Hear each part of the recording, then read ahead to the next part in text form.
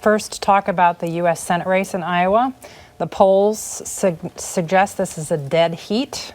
Will both of you be biting your nails to the nub on election night, Mr. Link?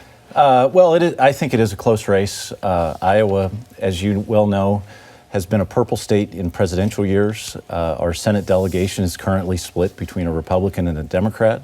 Our House delegation is equally split. Our state legislature is equally divided, one controlled by the Republicans, one controlled by the Democrats. And so, you know, I think we expected from the get-go that this would be a close race.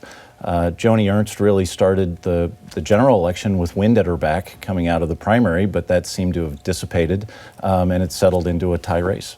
Is this a dead heat? Do you see anything changing the outcome significantly? I mean, is this going to be a nail-biter on election night, Mr. Kochel? Well, it's a purple state, like Jeff says. I think that in 2014, the winds really favor Republican candidates, not just in Iowa, but across the country. We're also benefiting from having an outstanding campaign at the top of the ticket with Governor Branstad, who's 14-0 in his political career and is running a terrific campaign. So that's going to be helping our side as well. What's really happened, though, is the race started out as a likely Democratic to lean Democratic, and now all of the analysts in the country, including Stu Rothenberg and others, Charlie Cook, have moved it to toss-up. Explain to viewers why. Well, for a lot of reasons. One, I think that Congressman Braley has really underperformed as a candidate. He's already spent $4.5 million and moved nowhere. I think Joni Ernst has had a good introduction to Iowans. I think she came out of the primary election with a lot of momentum.